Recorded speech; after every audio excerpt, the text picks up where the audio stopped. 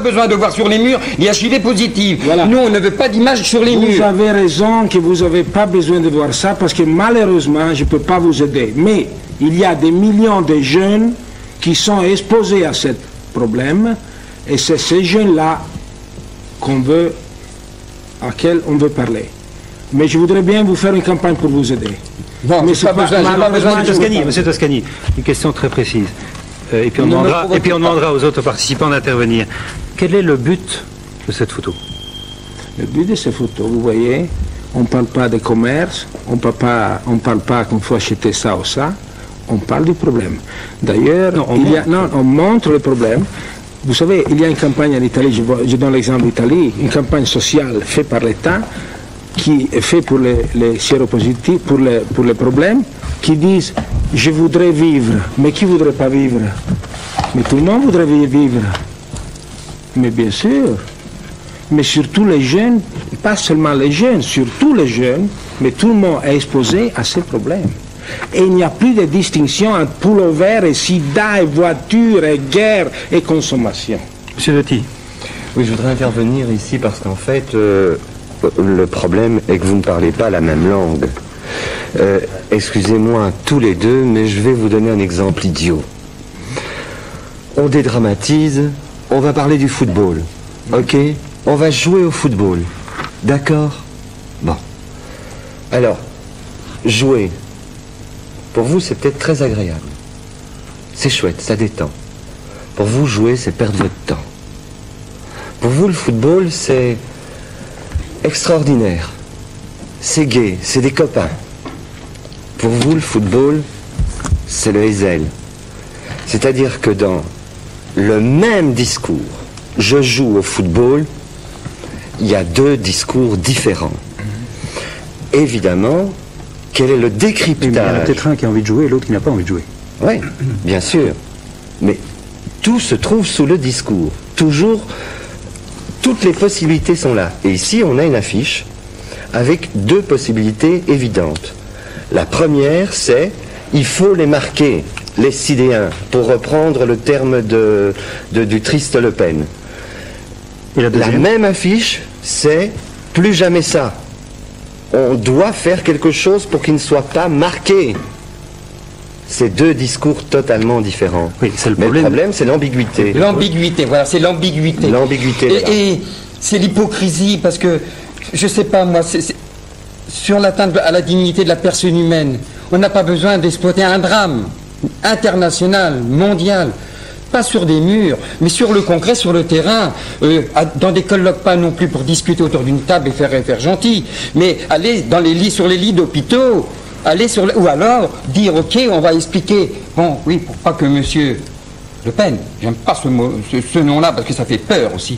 Et ça, j'espère que ça n'arrivera pas, parce que quand on dit les homosexuels, il faut les parquer, hein, ou comme on dit, je ne te recevrai pas parce que j'ai peur que mes enfants deviennent homosexuels. Bon, mais ce que je voudrais vous dire, Monsieur Toscani, et surtout à Monsieur Benetton, c'est de peut-être faire de la publicité jusqu'au bout du raisonnement, pas ambigu, c'est-à-dire HIV positif sur les pulls, sur les jeans, je le répète une deuxième fois donc, sur les corsages, sur les robes des femmes avec la publicité, et que ça soit vendu.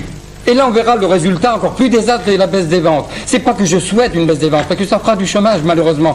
Il y a 5 magasins à Rouen, en Haute-Normandie. Ça a paru dans le journal Le Presse du 25 août. Je peux dire son nom parce qu'il a paru dans les journaux. Jean-Charles Lafay, propriétaire des 5 magasins. Il a demandé à Benetton d'arrêter ses pubs provocatrices. Donc, il ne faut pas m'accuser. Alors, il ne faut pas m'accuser de faire ça. J'ai dit, laissez parler les autres aussi, s'il vous plaît. Attendez.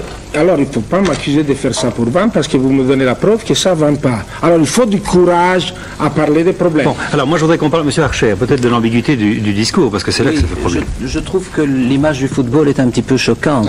C'est pas un jeu. Cela dit, je crois que vous avez raison sur la fin de ce que vous avez dit. Vous avez raison.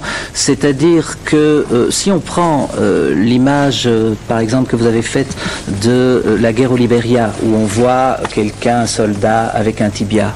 Si on prend les questions qu'on vous a posées tout à l'heure, c'est-à-dire vous disiez après tout pourquoi pas montrer un homme âgé qui a des relations sexuelles avec un enfant, et vous avez dit c'est pas moi qui le crée, parce que c'est ça la question, c'est pas moi qui fais ça, ou l'inceste, ce sont des choses qui se passent et moi je le vois, je le montre.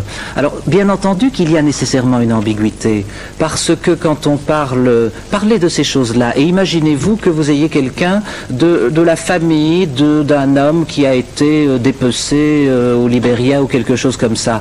Imaginez-vous que vous ayez des gens de la famille de l'enfant qui a subi un harcèlement sexuel. Bien sûr, ils seraient tout à fait choqués comme vous, monsieur. Donc je les comprends parfaitement. Et en même temps, je considère que vis-à-vis du public global, l'interprétation peut être différente. Et que la publicité fonctionne tellement à ne pas voir toutes ces choses-là, que dire HIV ou montrer les choses avec le tibia, etc., c'est peut-être nous dire, on fait tous comme ça, on traite tous ces problèmes en stigmatisant, et quelque part, je veux faire commencer la réflexion. Mais bien entendu, pour le groupe, pour les gens autour qui subissent ça ou qui ont subi les choses concrètement, c'est sans doute insupportable. Tommy Scholtes, qu'est-ce que vous pensez de cette publicité? Est-ce qu'elle va trop loin? Est-ce qu'on est à la limite du voyeurisme? Qu'est-ce que vous en pensez? Mais je pense qu'on va effectivement trop loin. Pourquoi? Parce que d'abord, il s'agit de rejoindre les personnes qui sont concernées. Et nous avons ici quelqu'un qui est concerné par la maladie. Et quand on a pu connaître quelques personnes qui sont marquées par cette maladie, on peut comprendre quand elles retrouvent leur portrait ou le portrait de quelqu'un d'autre, mais qui est un faux, puisque c'est une pose de photo qu'on a d'ailleurs vu dans une autre émission sur la France, c'est une pose de photo que l'on a faite avec quelqu'un sur qui on a tamponné ces lettres horribles HIV. Donc je comprends la souffrance de ce monsieur qui dit mais j'ai horreur de me retrouver là-dedans. Je crois qu'en plus de ça, il y a derrière le problème du sida, il y a le fait que la publicité arrive maintenant à toucher, j'allais dire, les derniers tabous. On avait fait de l'érotisme, on avait fait l'appel au plaisir. On arrive maintenant au sida, qui est un petit peu le tabou, c'est-à-dire ce qui trouble, ce qui fait peur à l'inconscient de tous. Le sexe et la mort, ensemble. Oui, le sexe et la mort, parce que finalement, quelque part, et le psychanalyste ne me démentira pas, ça fait partie des choses les plus fondamentales de l'homme au niveau de la passion, du désir de la vie de l'homme. Alors, je crois que quand on met ça sur des panneaux publicitaires, je ne parle même pas du commerce, mais il n'empêche qu'arriver à identifier une marque, même si M. Toscani dit c'est pas pour vendre, parce qu'à la limite on vend moins, il n'empêche qu'associer une marque à la plus grande tragédie, au plus grand fléau de notre temps, et cela est valable pour les autres tragédies, il n'empêche qu'il y a une espèce d'inféodation de la publicité à la tragédie humaine qui me semble quand même aller beaucoup trop loin. Vous êtes en train de dire que M. Toscani utilise la tragédie humaine pour finalement faire de l'argent. Tout à fait. Tout à fait. Alors, M. Toscani, parce que c'est vrai qu'on pourrait vous poser la question, M. Toscani, pourquoi est-ce que vous ne faites pas vos campagnes indépendamment de United Colors? Mais je fais mes campagnes, c'est United Colors peut-être qui est le plus intelligent, qui utilise mes campagnes. Alors, je trouve que je me suis posé les questions. Je pourrais faire les campagnes traditionnelles auxquelles vous seriez tout content. Je pourrais vous montrer des top modèles avec des pullovers Benetton et personne serait toute maigre, et personne serait fâché. Mais peut-être il y a des filles qui vont devenir anorexiques. Et je me suis posé le problème. Est-ce que je vais faire les choses traditionnelles, tout le monde va être dans son hypocritement content, ou je vais faire quelque chose d'autre? Alors, je vais utiliser cet argent d'une autre façon, cet argent de la pub. Est-ce que c'est possible?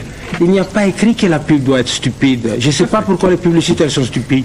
Tout à fait. Alors, je me suis posé la question. Pourquoi la publicité est stupide?